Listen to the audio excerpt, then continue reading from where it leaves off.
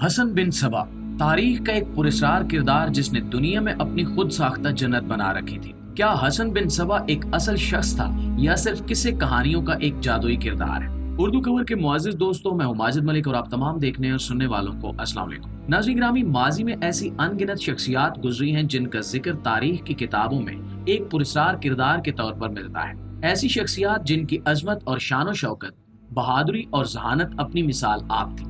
हसन बिन सबा माजी का एक ऐसा ही किरदार है जिसका जिक्र तारीख की किताबों में एक बेहद मुख्तलिफ और पुरअसरार हुक्मरान के तौर पर मिलता है, जो इल्म नजूम, इल्म नफ्सियात और जादूगरी पर महारत रखता था। इसके पैरोकारों को तारीख में फिदाइयों के नाम से जाना जाता है, जो अपने नाम के ऐन मुताबिक अपने आका हसन बिन सबा के हर हुक्म पर जान तक फिदा करने के लिए तैयार रहते थे। आपको सुनकर हैरत होगी कि इंसानी तारीख में खुदकुश हमलों का आगाज उसी के दौर से हुआ, जहां ये अपने फिदाइयों को जिस भी शख्स या रियासत की तबाही का हुक्म देता, वो इस काम के लिए जान की बाजी लगा देते थे, और अगर किसी भी तरह से कत्ल करने में नाकाम होते तो खुदकुश हमले का तरीक़ाकार अपनाया जाता था, जिसके बदले में उनसे जन्नत का वादा किया जाता।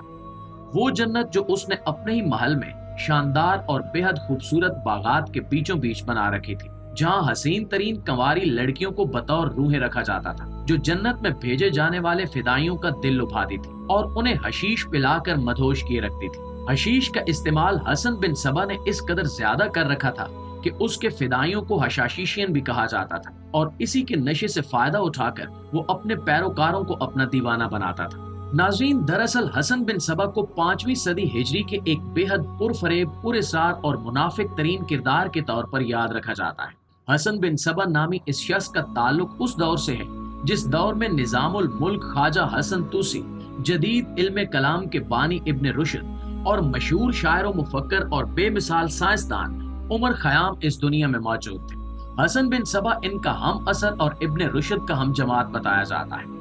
ये खुद को शेखुल जब्बाल या शेखुल जबल कहलवाना पसंद करता था। उस वक्त सल्जूकी हुक्मरानों का दौर था।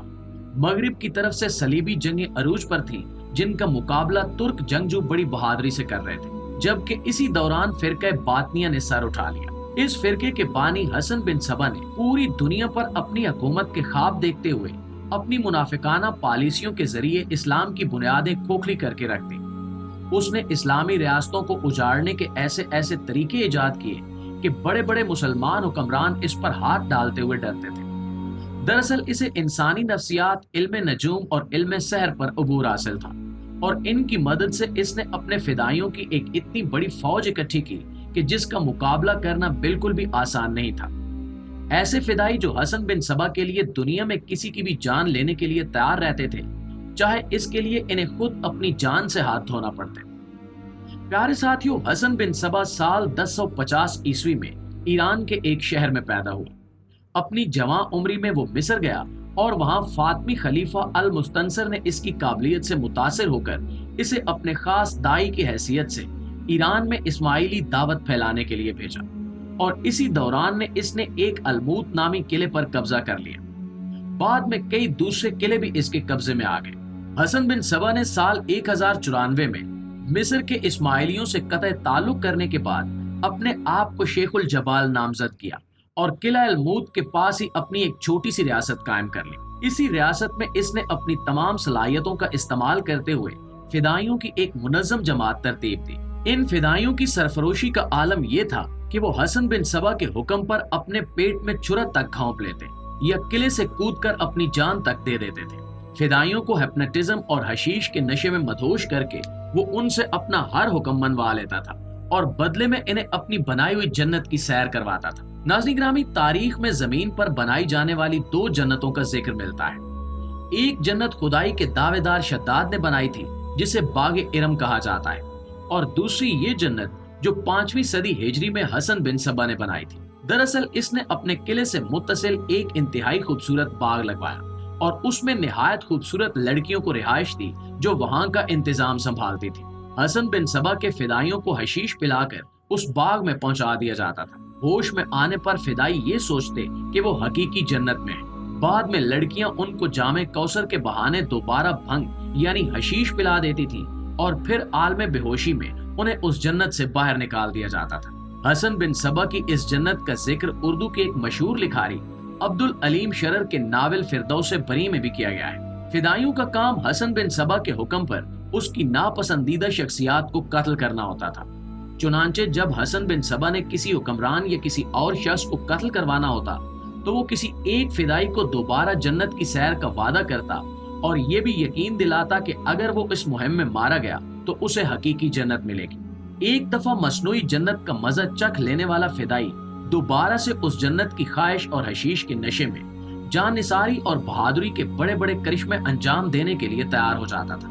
इन फिदाइयों को ये कहकर बेवकूफ बनाया जाता कि वो मुजाहिद हैं और ये इस्लाम की खातिर जिहाद हो रहा है, जिसके नतीजे में शहीद होकर वो जन्नत में जाएंगे। हसन बिन सबा का पहला शिकार एक सल्जूकी हुक्मरान सुल्तान मलिक शाह था, जिसे जहर देकर मारा गया। इसके बाद वजीर निजामुल मलिक पर खंजरों से वार किए गए, जिसके कुछ ही अरसे बाद उसके दोनों बेटों पर भी फिदाइयों ने हमला करके उन्हें जान से मार दिया। इसी तरह तारीख में कई ऐसी शख्सियात का जिक्र है जो इन फिदाइयों के हाथों पुरस्कार तरीकों से कत्ल होती रही। इनमें खुलफा, सलातीन, कई मुअज़्ज़िज़ उमरा और उलमा शामिल थे। मुसलमान तो एक तरफ, बहुत से ईसाई भी इन फिदाइयों के हाथों कत्ल हुए। गर्ज के जिस इलाके में भी हसन बिन सबा को अपना सिक्का जमाना होता, वहां उसके फिदाई खुलेआम दिन दिहाड़े पहुंच जाते और लोगों की आंखों के सामने अपनी वारदातें अंजाम देते थे। ज्यादातर इनके पास एक जहर आलूद खंजर होता था।